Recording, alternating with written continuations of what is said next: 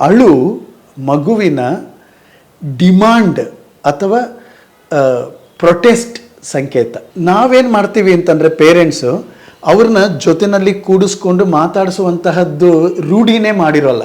ಮಗು ಯಾವುದೇ ರೀತಿಯ ಹಠ ಮಾಡ್ತಾ ಇದೆ ಅಂತಂದರೆ ನಾವು ಗಮನಿಸಿ ನೋಡಬೇಕು. ನಮಗೆ ಮೂಗು ಮುಖ ಕಣ್ಣು ಎಲ್ಲ ಹೇಗೆ ಸಮಸ್ಯೆಗಳು ಬರ್ತವೆಯೋ ಹಾಗೆಯೇ ಮನಸ್ಸಿಗೆ ಕೂಡ ಸಮಸ್ಯೆ ಬರ್ತದೆ, ಮೆದುಳಿಗೆ ಸಮಸ್ಯೆ ಬರ್ತದೆ, ನರಗಳಿಗೆ ಸಮಸ್ಯೆ ಬರ್ತದೆ. ಅವರ ಅಳುವಿನ ಜೋರಾಗಿ ಅಳೋದು ಅಥವಾ ಹಠ ಮಾಡೋದ್ರ ಕಾರಣವನ್ನು ಗಮನಿಸ್ಕೊಳ್ಬೇಕು. ನಮಸ್ಕಾರ. ದಾರಿನಲ್ಲಿ ಹೋಗಬೇಕಾದ್ರೆ ಒಂದು ಮಗುನ ತಂದೆ ಕರ್ಕೊಂಡು ಹೋಗ್ತಾ ಇದ್ರು. ಮಗು ಯಾವುದೋ ಒಂದು ವಸ್ತುವನ್ನು ನೋಡಿಬಿಟ್ಟು ಅದು ಬೇಕು ನನಗೆ ಅಂತ ಕೇಳ್ತು. ತಂದೆಗೆ ಬೇಗ ಹೋಗಬೇಕು ಅಂತ ಅರ್ಜೆಂಟ್ ಇತ್ತು. ಅವ್ರೇನು ಮಾಡಿದ್ರು, ಇನ್ನೊಂದ್ಸಲಿ ತೊಗೊಳ್ಳೋಣ ಬಾ ಅಂತ ಹೇಳಿದ್ರು.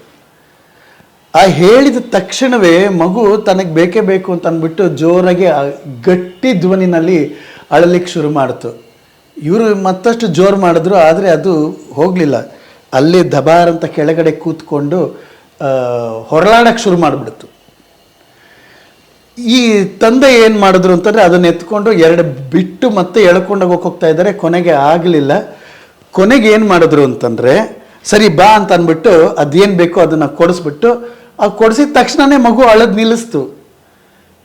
ನಿಲ್ಲಿಸ್ತು. ಮಗುನ ಕರ್ಕೊಂಡು ಹೋದರು. ಈ ತರಹದ ಘಟನೆಗಳನ್ನು ನಾನು ತುಂಬ ಕಡೆ ನೋಡ್ತಾ ಇರ್ತೀನಿ. ಕೆಲವು ಸಲ ಮಗುವಿಗೆ ಅಳುನೂ ಬರ್ತಾರಲ್ಲ, ಕಣ್ಣಲ್ಲಿ ಕೂಡ ನೀರು ಬರ್ತಾ ಇರೋದಿಲ್ಲ. ದೊಡ್ಡ ಧ್ವನಿಯಲ್ಲಿ ಕಿರ್ಚುತ್ತದೆ, ಕೂಗ್ತದೆ, ಇದು ಬೇಕು ಹಾಗೆ ಹೀಗೆ ಅಂತೆಲ್ಲನೂ ಕಿರ್ಚಕ್ಕೆ ಶುರು ಮಾಡ್ತದೆ. ಆವಾಗ ಇವರು ಅವ್ರಿಗೆ ಕೊಡಿಸುವವರೆಗೂ ಅದು ಬಿಡೋದಿಲ್ಲ. ಯಾತಕ್ಕೆ ಈ ಹಠಮಾರಿತನ, ಎಲ್ಲಿಂದ ಈ ಹಠಮಾರಿತನ ಕಲ್ತ್ಕೊಳ್ತಾರೆ? ಇದನ್ನು ನಿಗ್ರಹಿಸೋದು ಹೇಗೆ?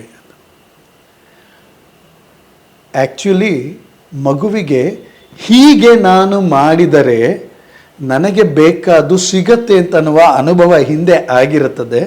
ಅದರಿಂದ ಅದು ಮತ್ತೆ ಮತ್ತೆ ಮಾಡ್ತಾ ಹೋಗ್ತದೆ.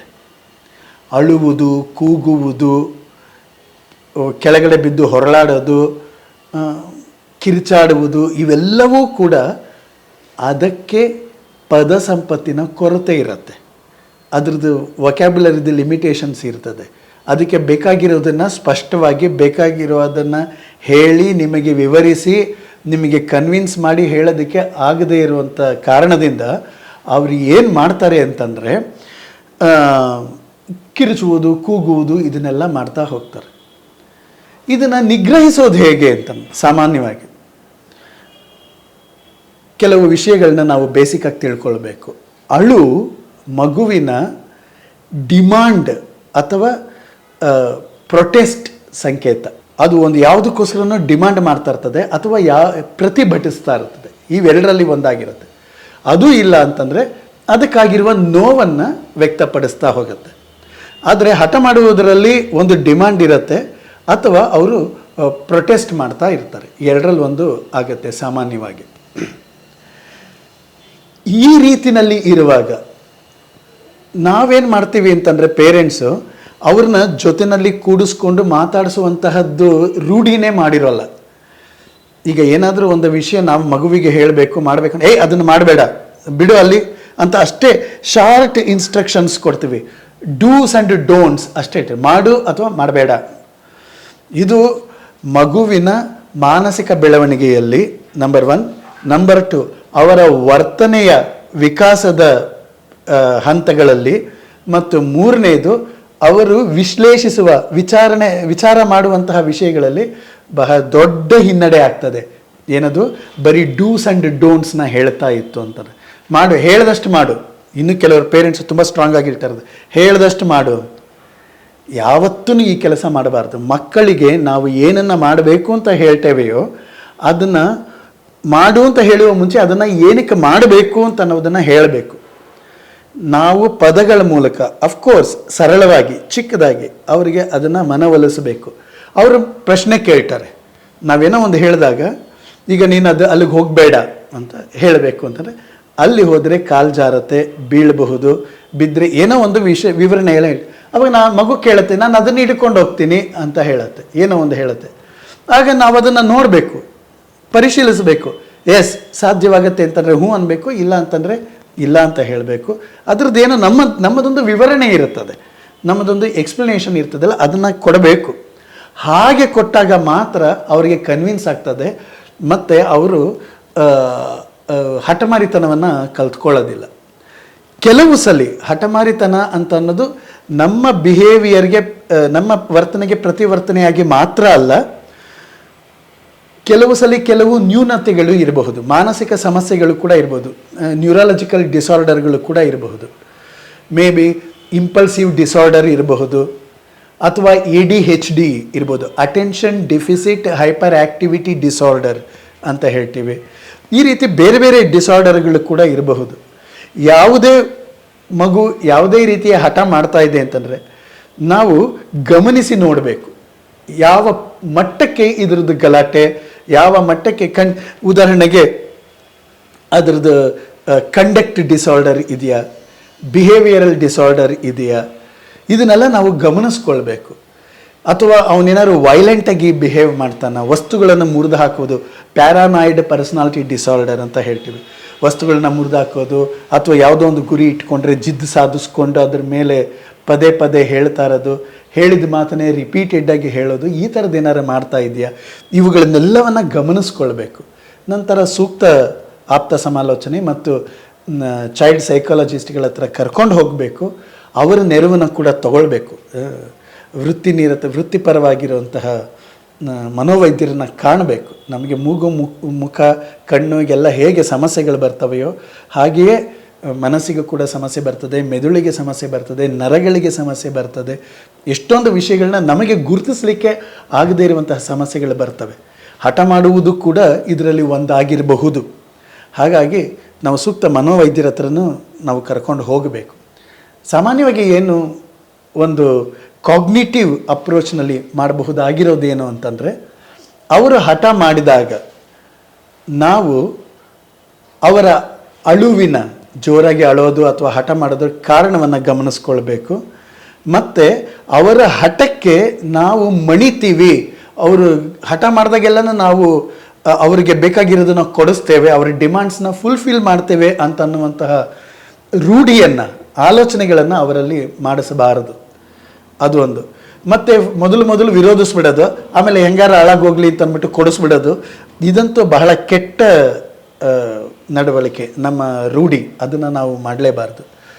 ಒಟ್ಟಾರೆ ಮಗು ಹಠ ಮಾಡ್ತಾ ಇದೆ ಅಂತಂದರೆ ಅದು ಅದರದ್ದೊಂದು ಡಿಮ್ಯಾಂಡಿಂದು ಇಶ್ಯೂ ಆಗಿರುತ್ತೆ, ಅಥವಾ ಪ್ರತಿಭಟಿಸೋದು ರೆಬಲ್ ಆಗಿರೋಂಥ ವಿಷಯ ಆಗಿರುತ್ತೆ, ಅಥವಾ ಅದರದ್ದು ಯಾವುದೋ ಒಂದು ನೋವೋ ಅಥವಾ ಯಾವುದೋ ಒಂದು ಸಹಿಸದೇ ಇರೋದೋ, ಯಾವುದೋ ಒಂದು ಪ್ರೀವಿಯಸ್ ಎಕ್ಸ್ಪೀರಿಯನ್ಸ್ನ ಅದು ಕ್ಯಾರಿ ಮಾಡಿರುವಂತಹ ರಿಫ್ಲೆಕ್ಷನ್ಸ್ಗಳು ಕೂಡ ಆಗಿರಬಹುದು. ಇದನ್ನು ಗಮನಿಸ್ಕೊಳ್ಬೇಕು.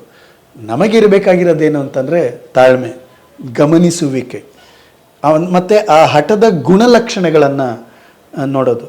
ನಮ್ಮಲ್ಲಿ ಹಠ ಮಾಡುವುದನ್ನು ಪ್ರಾರಂಭದಿಂದಲೇ ನಾವು ರೂಢಿಸ್ತೇವೆ. ಉದಾಹರಣೆಗೆ ಈಗ ಯಾವುದೋ ಒಂದು ಮನೆಗೆ ಹೋಗ್ತೇವೆ, ನೋಡಿದ ತಕ್ಷಣ ಮಗುನ ಸೋ ಸ್ವೀಟ್ ಅಂತ ಅಂದ್ಬಿಟ್ಟು ನಾವು ನಮ್ಮ ಫ್ರೆಂಡ್ ಮಗುನ ಎತ್ಕೊಳ್ಳೋಕೆ ಹೋಗ್ತೇವೆ. ಮಗು ಕಿರ್ಚ್ತದೆ, ಕೂಗ್ತದೆ, ಅಳ್ತದೆ. ಯಾಕೆ ಅಂತಂದರೆ ಅದೊಂದು ಕಂಫರ್ಟ್ ಝೋನಲ್ಲಿರುತ್ತೆ. We must not trespass into their comfort zone. ಅದಕ್ಕೆ ಒಂದು ಹಿತವಾದಂಥ ವಾತಾವರಣ ಇರ್ತದೆ, ಅದರ ಒಳಗಡೆ ನಾವು ಅತಿಕ್ರಮ ಪ್ರವೇಶ ಮಾಡಕೂಡದು. ನಾನು ಮತ್ತು ನನ್ನ ಸ್ನೇಹಿತ ಒಬ್ರಿಗೊಬ್ರಿಗೆ ಗೊತ್ತು, ಆದರೆ ಆ ಮಗುವಿಗೆ ನನ್ನ ಅಪ್ಪನ ಸ್ನೇಹಿತ ಅದು ಇದು ಏನೂ ಇರೋದಿಲ್ಲ. ಅದಕ್ಕೆ ಯಾರು ಕಂಫರ್ಟಬಲ್ ಆಗಿರ್ತದೋ ಅಪರಿಚಿತ ಮುಖವನ್ನು ನೋಡಿದಾಗ ಅದು ಆವಾಗ ಆ ಆಗ ಅಳ್ತದಲ್ಲ, ಅದು ಅದರ ಪ್ರೊಟೆಸ್ಟ್. ಅದು ನಾವು ಆದರೂ ಕೂಡ ಬಿಡದೆ ಮಾಡ್ತು ಅಂತಂದರೆ ಅದಕ್ಕೆ ನಮ್ಮ ಬಗ್ಗೆ ನೆಗೆಟಿವ್ ಇಂಪ್ರೆಷನ್ಸ್ಗಳು ಕ್ರಿಯೇಟ್ ಆಗ್ತಾ ಹೋಗುತ್ತೆ. ಮಕ್ಕಳನ್ನು ನಾವು ಅಪ್ರೋಚ್ ಮಾಡಬೇಕಾಗಿರುವುದು ಭಾವನೆಗಳ ಮೂಲಕ, ನಮ್ಮ ಮಾತುಗಳಿಂದ ಅಲ್ಲ. ಮಾತುಗಳು ಕೂಡ ಭಾವನೆಗಳನ್ನು ತೋರಿಸುವಂಥದ್ದು, ಅಂಥ ಭಾವನೆಗಳ ಮೂಲಕವೇ ನಾವು ಮಾಡಬೇಕು. ಅವರಿಗೆ ವೈಚಾರಿಕವಾಗಿ ಬರೋದಿಲ್ಲ. ಥಾಟ್ಸ್ ಎಲ್ಲನೂ ಜನರೇಟ್ ಆಗೋದು ಬಹಳ ಲೇಟರ್ ಸ್ಟೇಜ್ನಲ್ಲಿ. ಮಗುವಿಗೆ ಮೊಟ್ಟ ಮೊದಲು ಸಂವಹನ ಆಗುವಂತಹ ಮಾಧ್ಯಮ ಅಂತಂದರೆ ಅದು ಭಾವನೆಗಳು. ಅಳುವೋ, ನಗುವೋ, ಕೋಪವೋ ಯಾವುದೋ, ಅದಕ್ಕೆ ಅದು ಭಾವನೆಗಳ ಮೂಲಕ ವಿಷಯಗಳನ್ನು ಮತ್ತು ವ್ಯಕ್ತಿಗಳನ್ನು, ಸನ್ನಿವೇಶಗಳನ್ನು ಗ್ರಹಿಸುವುದು. ಹಾಗಾಗಿ ನಾವು ಯಾವ ರೀತಿಯ ಭಾವನೆಗಳನ್ನು ಮಗುವಿನಲ್ಲಿ ಉಂಟು ಮಾಡ್ತೀವಿ ಅಂತ ಅನ್ನೋದ್ರ ಬಗ್ಗೆ ನಮಗೆ ಎಚ್ಚರಿಕೆ ಇರಬೇಕು. ಅದು ಇಲ್ಲದೆ ಹೋದರೆ ಕಷ್ಟ ಆಗ್ತದೆ. ಅದಕ್ಕೊಂದು ಲಾಜಿಕಲ್ ಮೈಂಡ್ ಡೆವಲಪ್ ಆಗೋದು ಬಹಳ ಬಹಳ ಲೇಟರ್ ಸ್ಟೇಜ್ನಲ್ಲಿ.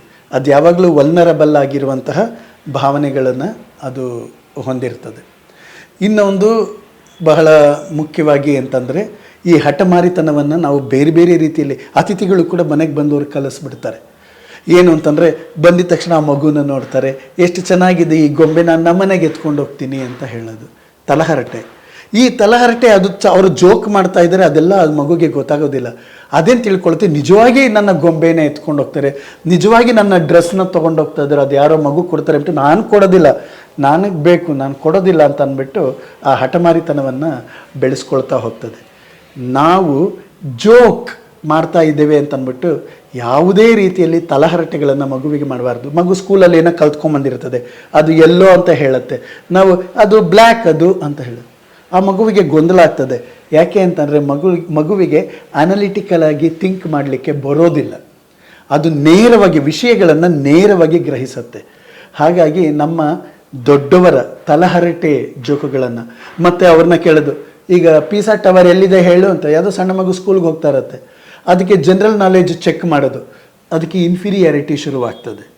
ಈ ರೀತಿಯಾಗಿ ನಾವು ಅದರ ಜೊತೆ ವರ್ತಿಸುವುದರ ವಿಷಯದಲ್ಲಿ ಎಚ್ಚರಿಕೆಯನ್ನು ವಹಿಸಬೇಕು. ನಮ್ಮ ವರ್ತನೆಗಳು, ನಾವು ಅವರ ಜೊತೆಯಲ್ಲಿ ಮಾತನಾಡುವ ರೀತಿ ನೀತಿಗಳು, ಅವರಿಗೆ ಗ್ರಹಿಸಲು ಸಾಧ್ಯವಾಗದೇ ಇರುವಂತಹ ಹೆಚ್ಚಿನ ಪದ ಬಳಕೆಗಳು ಮತ್ತು ಅವರ ಡಿಮಾಂಡ್ ಮತ್ತು ಅವರ ಪ್ರೊಟೆಸ್ಟ್ ಮತ್ತು ಅವರ ನೋವಿನ ಎಕ್ಸ್ಪ್ರೆಷನ್ಸ್, ಇವುಗಳನ್ನೆಲ್ಲನೂ ಗ್ರಹಿಸಲಿಕ್ಕೆ ನಾವು ತಾಳ್ಮೆಯನ್ನು ವಹಿಸದೇ ಇರುವುದು, ಇವೆಲ್ಲವೂ ಕೂಡ ಮಗುವಿನ ಹಠಮಾರಿತನಕ್ಕೆ ಕಾರಣ ಆಗ್ತಾ ಹೋಗ್ತದೆ. ನಾವು ಈ ವಿಷಯದಲ್ಲಿ ಎಚ್ಚರಿಕೆಯನ್ನು ವಹಿಸಬೇಕು.